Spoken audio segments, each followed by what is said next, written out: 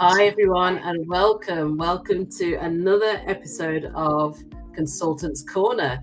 In today's new era where collaboration and partnership is becoming more prevalent and important, it is our belief that an open narrative and sharing of ideas is absolutely vital.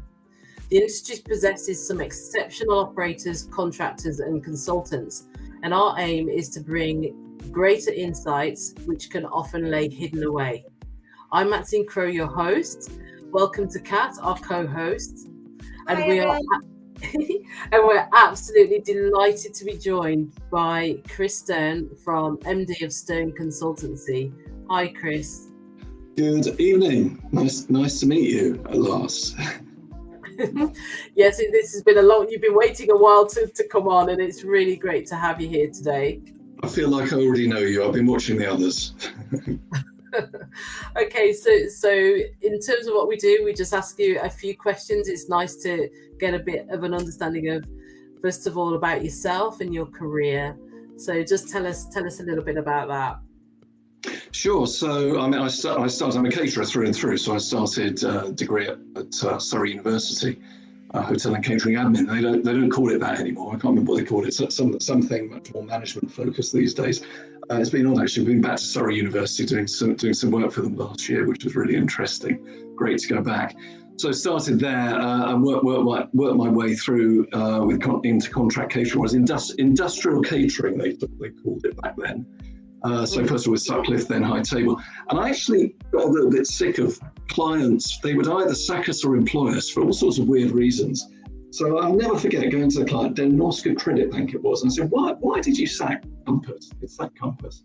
Brought us in as High Table. And I can't remember what the reasons were, but I said to him, well, why didn't you just tell them that's what you wanted? And it seemed like a revelation to him. Oh, well, I suppose I could have done.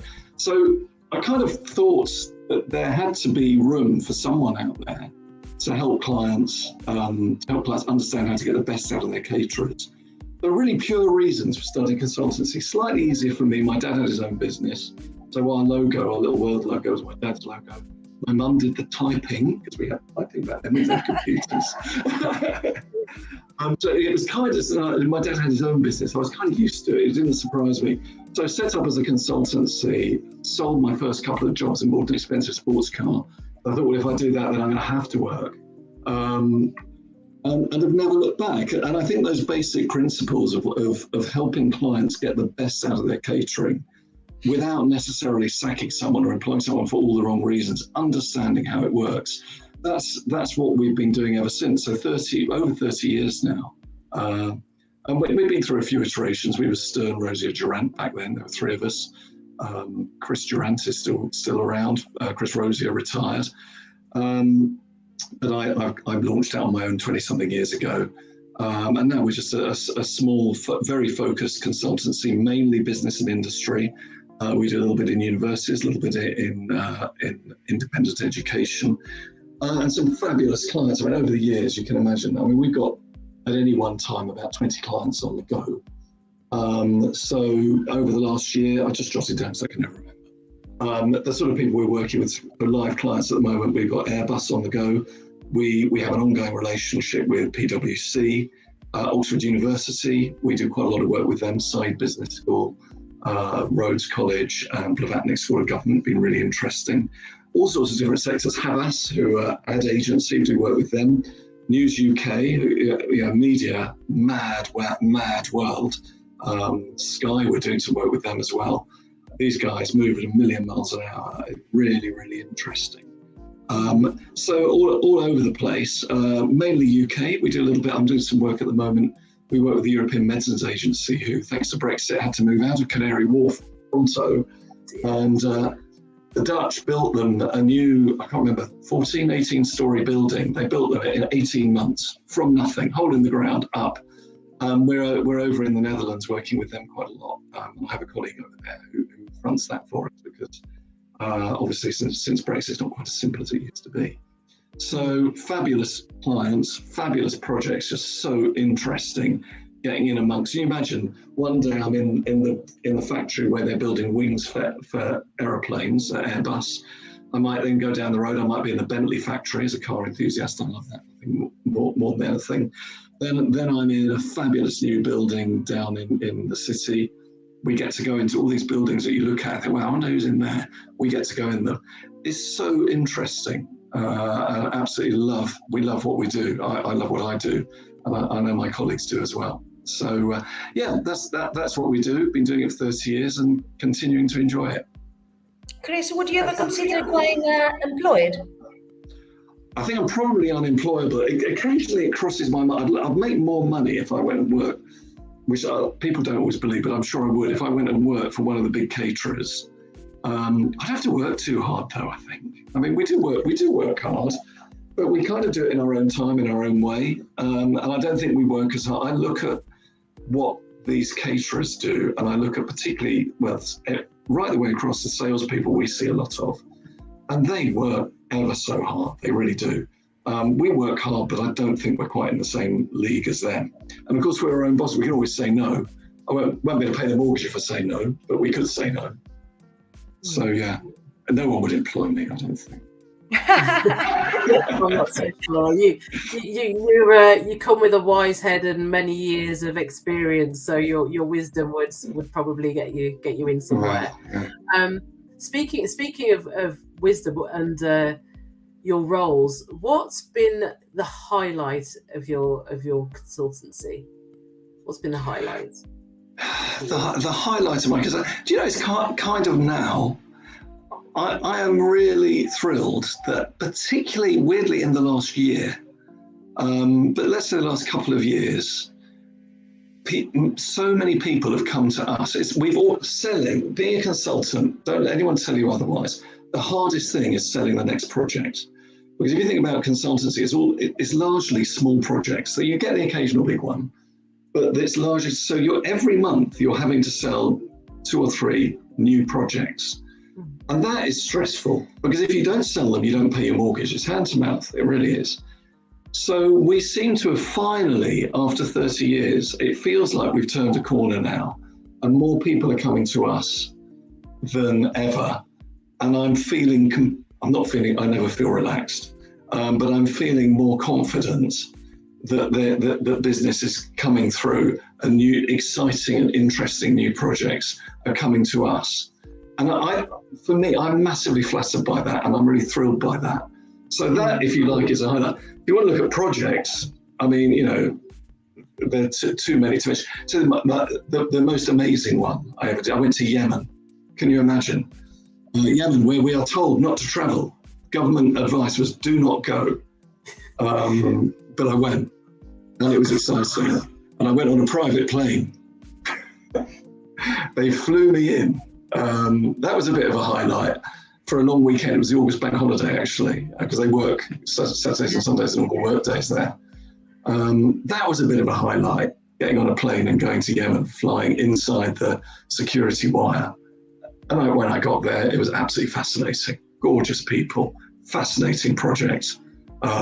Project we said we weren't interested in. We just answered some online thing. We stuck a stupid fee in and said, well, okay, they won't be interested in us. Next thing is we get a contract through, and off we go. So that was a while back, but it's very, very interesting. We've got Simon here. This is just great to hear Chris and his insights. Thank you, Simon. It's good to have you. Mr. Esner, always. He and I were chatting earlier because I was watching him on here, and he was saying, and I would agree with him. I suppose another highlight is working with fabulous people in our industry. You know, you get to know everyone over the years, and it's fun. I have to be a little bit careful about I can't socialise really. Well, I certainly can't be entertained. So I've got this slightly difficult relationship. I was so pleased Simon's not really in our business anymore, so I can have lunch with him now. Because I have to say no to all of that most of the time. It's really boring. Well, that stage is over now, certainly for some of them. So on the flip side, Chris, what are the challenges and how do you address them? So challenges now, and we all know, but it's very boring, isn't it now, the post-pandemic challenge, which we all know about. I think the interesting challenge, the most interesting part of what's coming through now, yes, they're getting people back to work and trying to make catering part of the workplace offering to make it exciting for people to be there and actually do what it needs to do, which, people go to the office to collaborate. When you collaborate, what do you want? You want coffee and a bun. So our job is to make sure that is the best coffee and the best bun for that particular market. That's a bit boring. Everyone's talked about that forever. I think there are two things that I'm finding really interesting at the moment. Sustainability came roaring back before the pandemic was over, because during the pandemic, particularly disposables, you'll remember everything had to be on disposables, which was scary. We'd all been trying to get rid of plastics, but that has come back in spades. It really has. It's been, which is fantastic to see. And it is top of the priority for so many clients now. We're working with Westminster City Council at the moment. They're tendering their catering. And doing good and sustainability and working with social enterprises right at the top of their agenda. I have to keep reminding them it has to also be about yummy food. We mustn't forget that. But what they want, and quite rightly, yummy food served by an organisation that is doing good, that is maybe employing people with learning difficulties, that is buying sustainably, maybe from social enterprises, that's maybe featuring social enterprise. So that's quite extreme, but we're seeing it right the way across the piece. Every client has sustainability right at the top of their agenda. So that is challenging. But what's really good is that companies have budget for it. So you can, for example, bring a social enterprise into an organization. Yes, it costs more than their core business, but they will fund it. I think it's challenging for caterers. I'm not convinced everyone's got their heads around it yet. Caterers are trying hard. They're certainly buying from social enterprises. They're doing well with that. Whether they're fully engaging with them as much as they could moving forward, I think there's room for improvement there. And I think it's quite an exciting challenge. So that's really hard. So that's one, sustainability, and I would put that right at the top. The other one is, and I know James Greasy was talking about it, is tech. Which actually is fantastic. It's making life easier. We're able to, he was struggling to think of AI initiatives. I'll tell you, my favorite one is maybe come across Auto Canteen and Deligo. So what it is, you don't need a cashier. But of course, with what we do, it's not as easy as going into Waitrose and scanning with a QR code. You could do that with our business. But what if you got a tray of food? So there are now systems, and Auto Canteen seems to be market leader. Deligo are coming on as well. And you just stick your tray under a camera and it knows what's on it. The camera learns and in fact, I think Deligo have, it's not just a camera above, they have like 3D cameras. So it's amazing what they can pick up. So that speeds you through the boring old tapping out the till, because we've all got used to it in the supermarket. We've also seen the same thing, there's something called Oscar, that if you walk towards it with your tray, your tray with maybe your sandwich wrap on it and your cup, it tells you where to put it. Do you have that trouble? I have this trouble when I go up to these recycling containers, even at home. I'm never quite sure what goes in where. So my cup goes in that one. Does the lid go in the same one? Not quite sure. That thing, Oscar, has got a camera, films you as you come towards it, and it says you've got a cup, put it in that one. You can put it in that one. So AI is brilliant. It's fantastic. But technology, that's always a bit gimmicky. It speeds people through, which is great. The other part about it that I love is the data you can get from it. And we can learn so much. Big but, here's the challenge.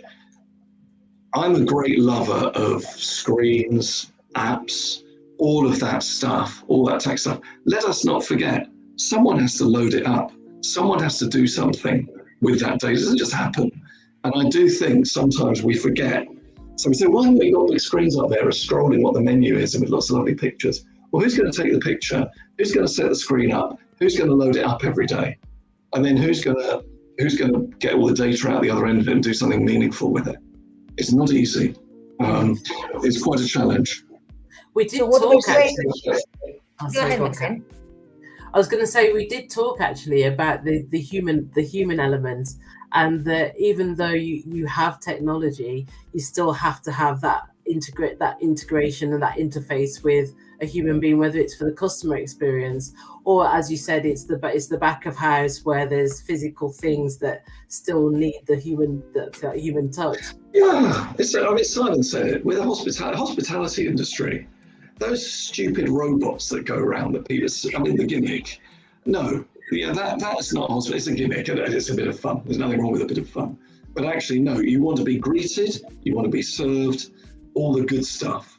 But actually, when you're in a canteen and you're going through with your tray, do you need someone to look at it and tackle it? Well, that's not hospitality. That's not even interesting. That's a boring job. We can get rid of those jobs. And then we can actually use people for the stuff they're great at, which is cooking fabulous food, serving it to you with a smile, and giving you a great experience. That's what we should be doing. And that's where we should be, because everyone's under budget pressure. Isn't that the other big challenge? Always there. No one's ever got any money. So if that can cut the costs and allow you to do more with your money, happy days. Get better food on the plate. That's what we want, isn't it? Absolutely. I think the robots, they are an old-fashioned technology now, and everyone keeps thinking about technology. It's a robot. Actually, it's not. It's more about the data, right, and what we do with it. But I think it used to be the perception that when we have technology, we're going to get rid of people, and this is not the aim. This is not why we're doing it. We need the data and we need the technology so we can offer a better value to the customers, a better offering, a better meal, as you're saying, but not to get rid of people. You do need the people to manipulate the data and do something with it.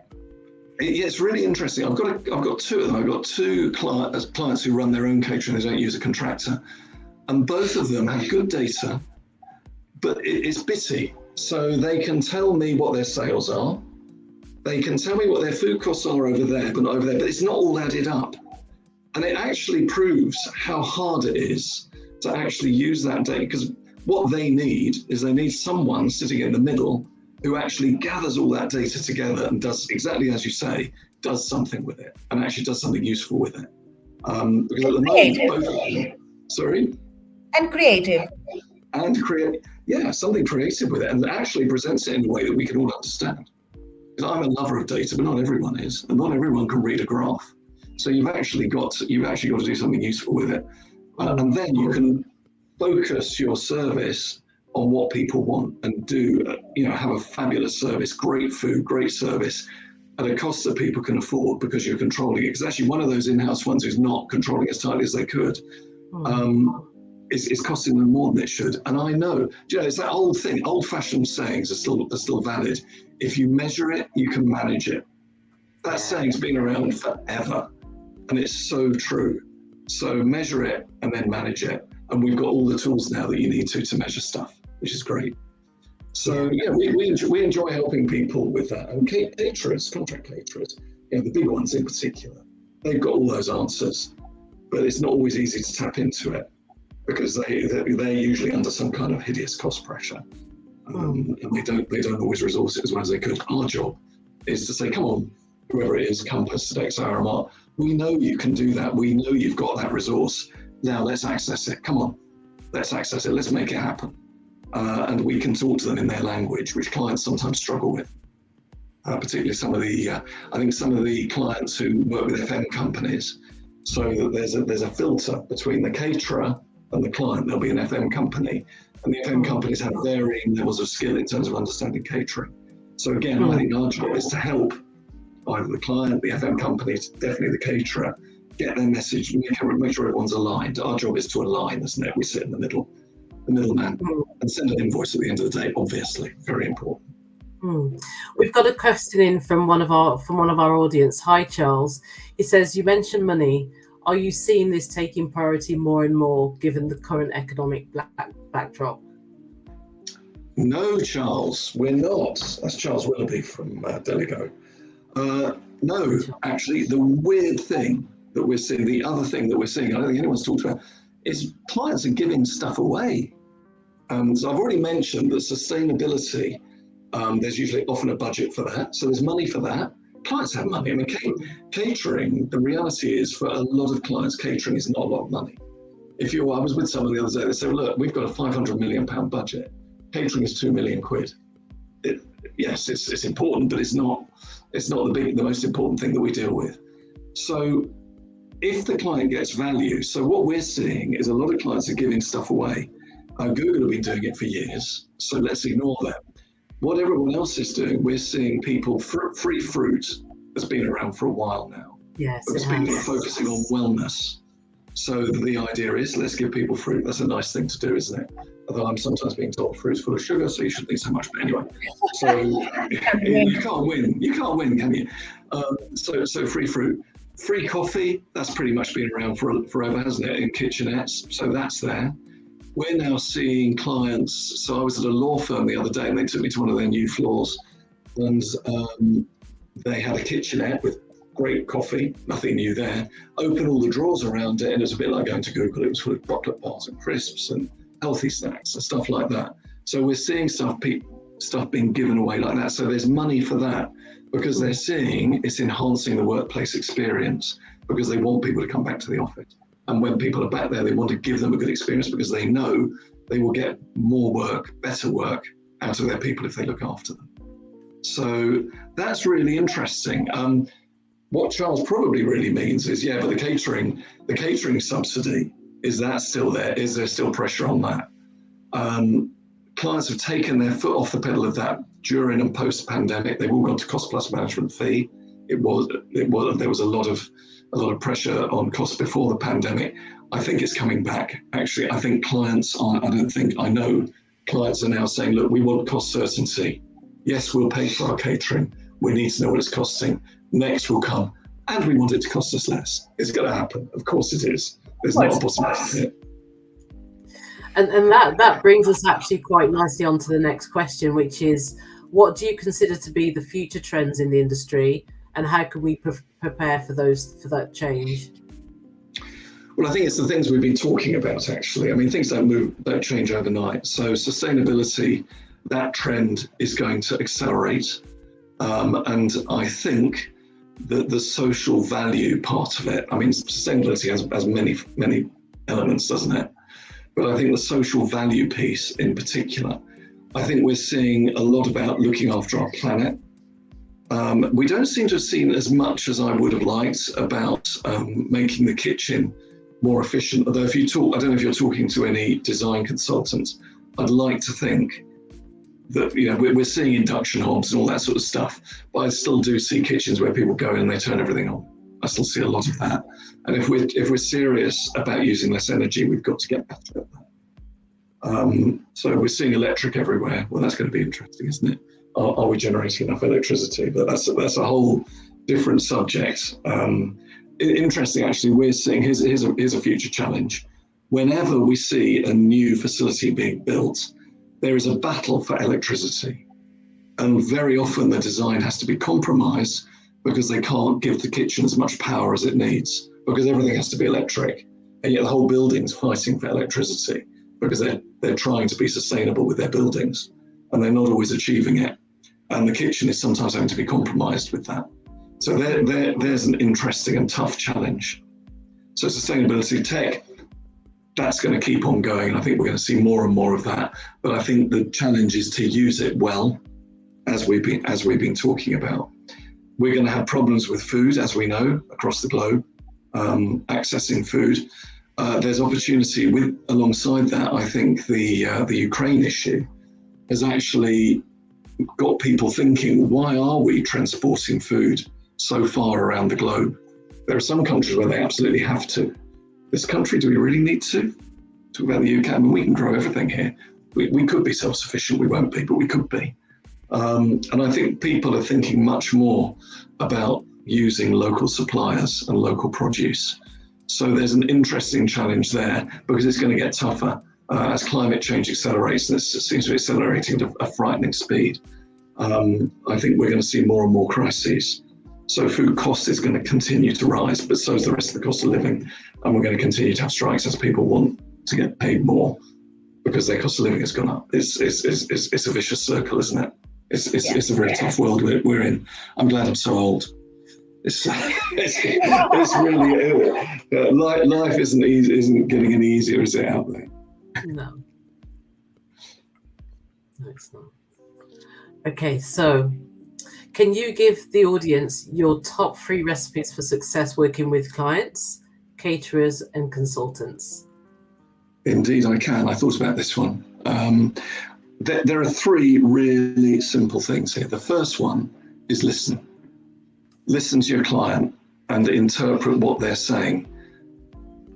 I usually get it right. I got it wrong recently with a client, actually, interestingly, and it was awful. But actually spend time listening, and it's sometimes difficult because sometimes you don't have one client. The reason I got it wrong is we had multiple clients. I was being told I was right by all except one, and that one happened to be very powerful, and it was a problem. So listen, but at the same time, develop a strong relationship, because then not only are you listening, you're tuning in. So become attuned to the people you're working with, and also listen to your colleagues, because they've all got something to add. I'm very lucky. We're a tiny company. I'm really lucky. I work with some very talented people. And, I joked earlier that one of my colleagues has given me a crib sheet. But I value that because he's got a different perspective to me. And he's saying, look, do make sure you talk about that. It's really important. So listening is the first one, really important. Listening and aligning yourself. The second one actually is linked to that, but is challenge. And I suppose it's what my job is.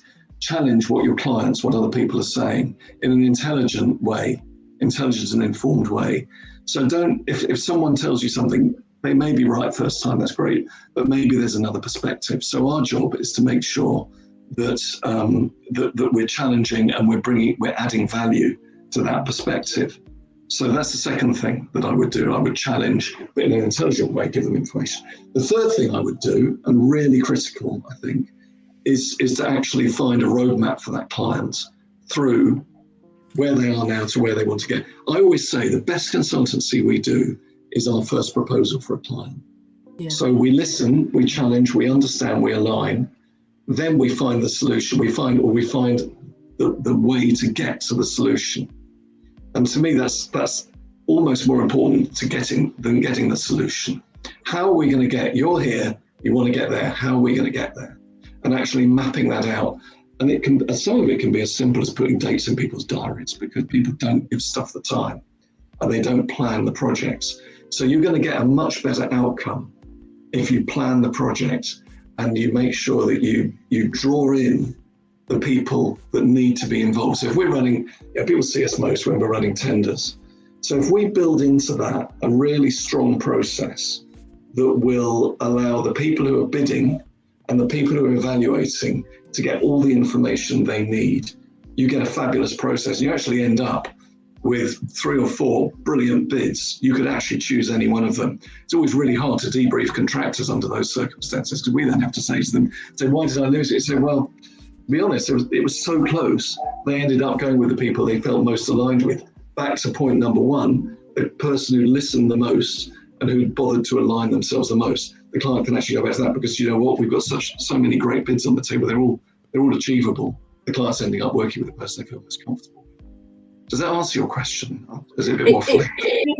It really does, and I can really resonate when with tendering as well, because in procurement, when we're mobilising, there's planning and there's tendering, and you're absolutely spot on. Whoever the bidders are have to listen to those requirements, and the client now, where they're having more collaboration and more involvement in the process, they do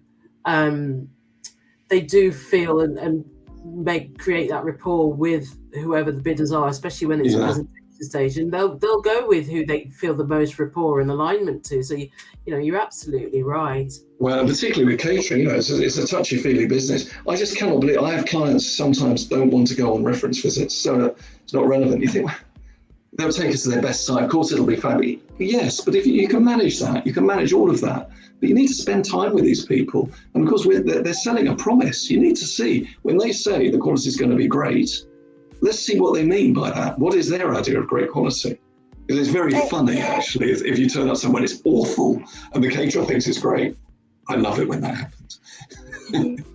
It's really making your clients a priority, right? And listen to what they're saying, understanding it, but show them that this is your priority. But I think it needs to work vice versa. They also need to show you that this project and this plan that they're expecting, it is their priority for their business. Yes, and the clients should. I had a client recently. I was so pleased with them. They fielded at presentation stage all of their senior team, right up to, I had senior partner, managing partner, law firm, senior partner, managing partner, assistants, all the people. That was my client. He knew how to get the result he wanted. He got the right people in the room. They made a decision, and it was absolutely brilliant. It was an object lesson in how to choose a caterer. But, yeah, that's a great. It is. Yeah, you get the right people involved. As I say, it's touchy-feely business, ours. It's everyone's buying a promise, and everyone's an expert. Everyone knows what a nice croissant is, or not. Definitely, you're right. So, how would you like to see the sector evolve and change? Everyone knows with me, I've got a real passion for greater transparency, greater collaboration. Our industry, I can't tell you how many times I hear people say, oh, it's smoke screens and mirrors, the dark art of catering. Not something we encourage people to say, but I hear it all the time. I suppose because they bring us in because that's how they feel. If they didn't feel that, they wouldn't need us. So perhaps I should be pleased they like it, but they say those things. But actually, it's driven me for 30 years, this irritation with contractors who genuinely do put up smoke screens and mirrors and won't just tell people the truth, generally about what they're earning. I understand where they're coming from, because their problem is they say to someone, look, we need to earn £100,000 a year out of this contract. And the client said, oh, I'm not going to pay that. Someone down here says I'll do it for £30,000 a year. Someone will do it for nothing. So poor old contractors have had to find ways of earning money that no one can see. So I understand where it's come from, but I do think that the world we're in now, we have an opportunity. Clients seem to be much more open to understanding that caterers need to make money. We all need to make money to live. And actually we can be straightforward with them. And I think, I'm still having it. Contractors, I've got one at the moment. The contractors, I know what they're getting out of the contract, and they're refusing to admit it. I've got all the evidence out there, and they're refusing to admit it. So for heaven's sake, we're not saying you can't earn that money. We just let's be open. And then should we talk about something a lot more interesting, which is yummy food, fabulous service, great marketing, all of those things, sustainability. So these other things that we should be focusing on moving, if we want to look at the future, we should be looking at all of those things: sustainability, social value, technology, even better, yummier food, local food, provenance, all of those fabulous things that are core to our industry. I don't want to be talking about money. It's boring. I do quite like it, but it's not what we should be talking about. Simon's just saying an excellent point regarding the Ukraine, and you say that you're really ahead of the curve, which is good to see. Bless him. He's always flattering people, Simon. I was going to say to you, I mean, we touched on sustainability earlier. The question we have there is, how important is sustainability truly today? And, it'd be great to hear some more around your views on sustainability, Chris. Okay, well, stay with me on this. So do you remember the Hillingdon and Uxbridge by-election? When it wasn't very long ago, and what happened was everyone thought the Tories would be out and Labour would be in. No surprise if you look at what's going on in politics. My politics are irrelevant, but what was interesting is the reason the Tories stayed in, apparently, was because no one wanted the ULEZ extension right the way out. They want to, in London, they want to move the ULEZ zone. They want to charge everyone £12.50, more or less within the M25. They want to extend the ULEZ zone out. And what they'd forgotten is that the man in the street is probably a little bit less interested in sustainability than maybe we should be, but certainly than the politicians. So if I then translate that to our industry, I am really very interested in sustainability. I'm very interested in social value at work. Don't ask me about my personal life, that's another matter. But all of those things are really important, and they're important to the companies we work with. So, if I'm putting a law firm out to send Westminster City Council, all of that, it's really important to them as organisations. Is it interesting for their customers is the big question. And by the amount of litter I see by the side of the road, the number of people I see walking around with cardboard cups, I suspect that the man in the street is a way behind the curve there. So yes, sustainability is really important. I think we do have to lead, and we have to tell people that this is the right way of doing things.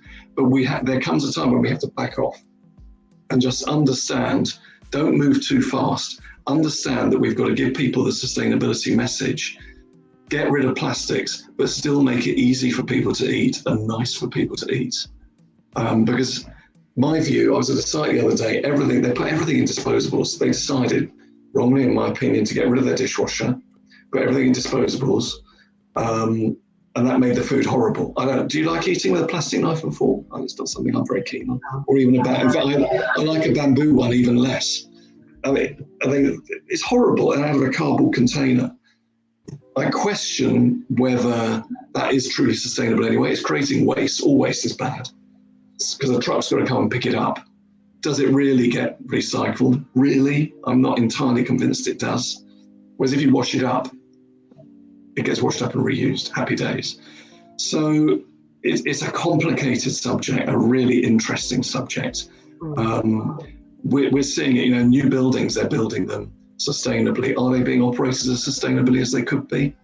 Not necessarily. People still leave the lights on. Have you ever going to London at night in the winter, 6 o'clock? In fact, it's worse, isn't it? 11 o'clock at night, all the lights are on. It's odd, isn't it? All these skyscrapers full of lights. Can't be right. So they're showing off the skyscrapers. Well, they're gorgeous buildings, aren't they? I mean, what is better than, going to New York? Arrive in New York and there it is lit up in front of you at 4 o'clock in the morning. It's like that. It's a tough one. It's a really tough one. It's quite interesting with the sustainability. I was interviewing a chap this week, Jasper Steinhausen, and he's very much around the circular economy, and he's just published a book called Making Sustainability Profitable. And one of the points he was making was about business leaders actually not, or even clients not understanding where to start with their sustainability journey. So it's interesting how making sustainability profitable is going to impact on different industries, particularly hospitality, waste. It's going to be quite fascinating to watch. Well, it can save money, can't it? I don't know about profitable, but it can certainly save money, because if you reuse rather than throwing away, it's got to be cheaper, isn't it? It's obvious. Yeah, it is. My view is that we shouldn't really try and be sustainable as people or as professionals. We should do it for the better of the planet, not just for the profit. But I know how enticing it could be for businesses. Yeah, and if it's win-win, if being sustainable is lower cost, i.e. more profitable, it's a bit of a no-brainer, really, isn't it? Yeah, for sure. So, last question of the day for you, Chris. What advice would you give to new players entering the profession? Is that entering catering or consultancy? Well, either. I mean, you're in consultancy. It's whichever take you want. Well, I'll quickly do consultant. I'll do both. So consultancy, I would just say to people, it's not enough just to be a good consultant. You've actually got to sell your wares, and it's a lot harder than you think. Getting people, in theory, what we do adds value, and of course people should use us. I'd be mad if I didn't think that. But actually getting people to buy you these days is really hard. So I would say if you want to be a consultant, be sure that you've got a market and you've got access to the market. Then obviously be a good consultant, and be honest and be able to say to a client hand on heart, the advice I'm giving you is the best advice. I've got no vested interest in anything else. No one else is paying me other than you. No one else is giving me lunch, all the rest of it, which I'm a little bit of a stickler for all of that. But consultancy, I would give you that advice. Catering, isn't it exciting? We've got a few new caterers in the market. I am so pleased. So we've got Thomas and Tate, we've got Pinch, we've got Fika, we've got Houston and Hawks. it's really exciting that people are coming into the business. And I would say do it if you can, because what has happened is clients, the pandemic has helped us. Clients have understood much better how catering works, and they've also understood where the risks lie much better. And in our world, contract catering, there aren't very many risks, actually. It's a low-risk business. So it's not actually terribly hard to choose a small caterer. Right? I didn't mention the other one, Savor, who came in and picked up Bain & Co. And we're looking at them somewhere else. There is business out there. The hard bit about it is funding yourself. Unfortunately, any business now coming into it, there's all sorts of boring stuff that you have to do. So you have to make sure you've got enough funds behind you. But it seems that, Savor has now got the backing of Mark Philpott, Clive Hetherington, ex-Vacheron, which is exciting. Pinch has actually been set up by people who are already in the business. And Mr. Esner knows something about that as well. So Nathan Jones, I believe, is sitting behind that as well. So there are people who, it's great, isn't it? People love our business and they want to get back in it. They want to enjoy it and they'll fund it. And although you do need funding, it's affordable. So if you set yourself up with all that boring stuff, some money sitting behind you, and you've got I remember meeting Simon Houston and Dave Hawkes when they were setting up Houston and Hawkes, who, let's face it, have been massively successful. They're turning over the same now as it took Blue Apple 25 years to turn over. How about that? I mean, they're 4 years, 2 of which were pandemic, and they're already doing what Blue Apple did 25 years. Amazing. Yeah, and Simon, I remember Simon very, very, very well. And he's just gone from strength to strength. Always had his heart in the right place and delivers. But they've differentiated themselves, because that was the discussion I had with them at the early doors. I've known them both for years. And I remember sitting in a bar with them and they said, this is what we're thinking about doing. What do you think? And I said, well, what's special about you? So we're the owners, so we'll be running it. I said, no, you won't. I said, you will win your first few contracts. What is different about you? And he's totally taken that on board. So you will have noticed they are a B Corp, which is absolutely the right thing to do. A lot of caterers are looking at being B Corps. If you're not actually a B Corp looking at it, it makes sense. Simon is a very clever fellow. He picks up what the zeitgeist is. He picks up what it is clients want to see, and he delivers it. So they're good at sustainability. They're good at tech. They're B Corp. All of those things. If you want a model of how to do it, you could do worse than look at what they've done, understand how they've done it, and deliver that. Because, as I say, they're already a £14 million business. Just picked up one of the big law firms in London. They're flying, and I don't see any reason with these other companies that have come in, Pinch, Savor, Vika. I can see them doing well. They've got some great ideas for people. Yeah, we'll need to as operators, we'll have to get Simon on here. You really should. Yeah, absolutely. So we've come to the end of our session, Chris. It's been absolutely enlightening. So some of the highlights there, in terms of recipes, listening to our clients, developing those strong relationships is key. Sustainability is making a comeback, and it will be more and more prevalent as time goes on. Some great references there in terms of social values, social enterprises, and really encouraging any new entrants into the business to just go for it. That's great advice. Thank you so much for your time. We've come to the end of our session. This has been Consultants Corner, creating better understanding and insight and changing the industry narrative. Thanks everyone for listening. Until next time. Thank you. Thank you very much.